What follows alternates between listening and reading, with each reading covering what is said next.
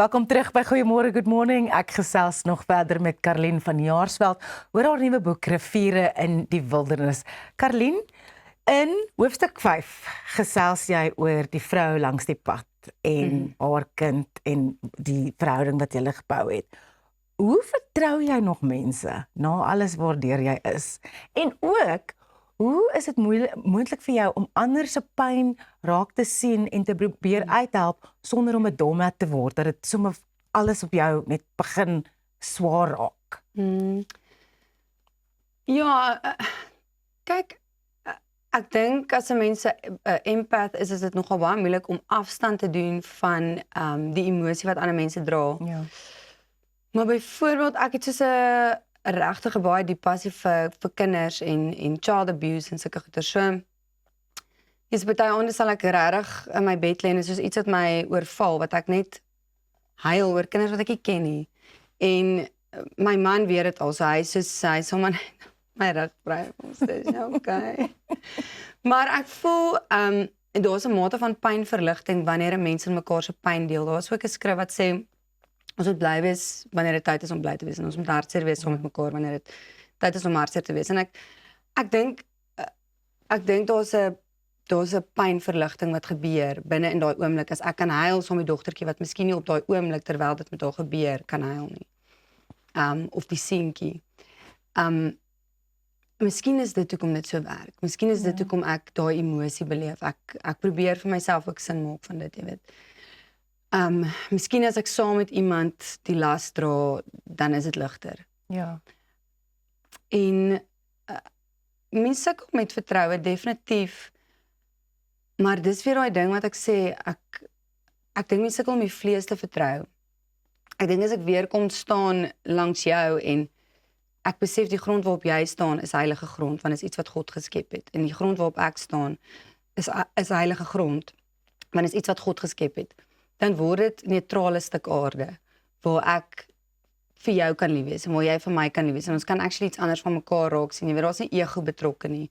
Nou is nie ek is groter as jy, of jy is groter as ek, of jy weet, daar is net nie daai tipe dinge nie. So, ja, om verby dit te kan kyk, ek dink daar woon 'n plek van vertroue binne in daai spasie.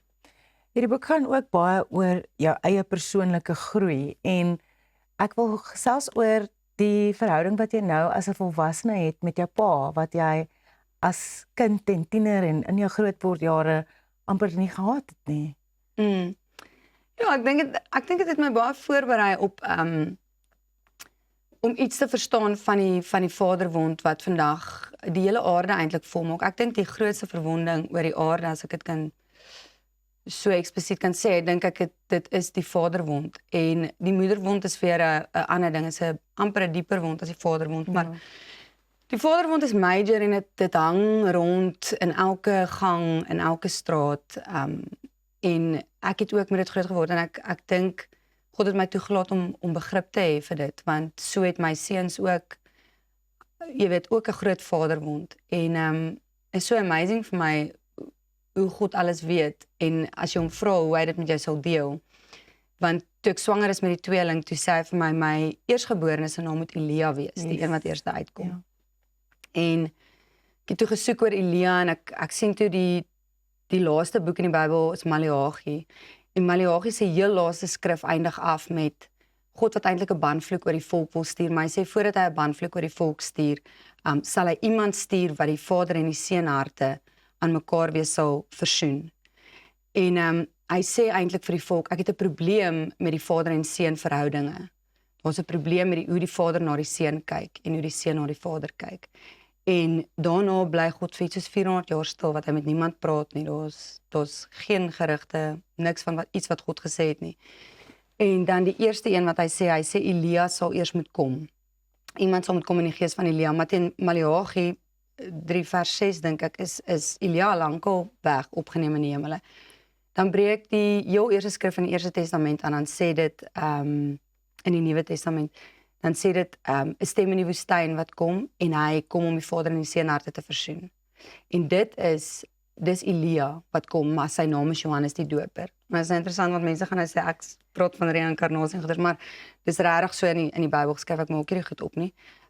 Jesus sê dan later vir hulle, want hulle sê ja nee, maar Elia moet eers kom, en sê ek sê vir julle Elia het al gekom. Hy is Johannes wat gekom het. So Johannes die Doper en Elia se mantel lyk verskriklik baie dieselfde. In die fisiese ook, hulle dra 'n mantel van kameelhare, eet heuning. Hulle dra leergord, hulle stap in die woestyn. Baie dieselfde ding wat hulle albei gedoen het.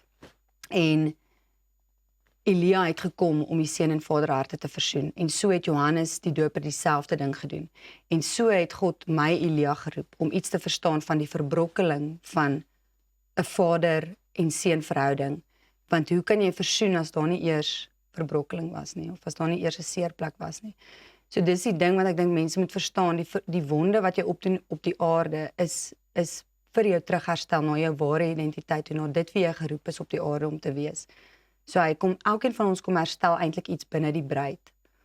En as jy stap binne in jou roeping en Elia stap binne in sy roeping en ek stap binne myne, so herstel die bruid en so kom 'n nuwe hemel en 'n aarde. So word ons almal opnuut gebore. So ja, dit was vir my seun so 'n moeilike pad, maar dit is sy pad en is iets wat hy moet verstaan en ek het volle vertroue dat daar versoening sal wees op die aarde vir hom ook in die Vaderwond. Baie dankie Karlien. Ek kan nog vir 'n hele uur met Karlien gepraat het. Die boek is uit. Die boekbekendstelling is by die Klein Kaap Boutique Hotel op die 26ste Junie. Ja. Maak seker jy kry jou kaartjies. Baie groot dankie aan jou Karlien van Jaarsveld dat jy ons aangesluit het. Dankie.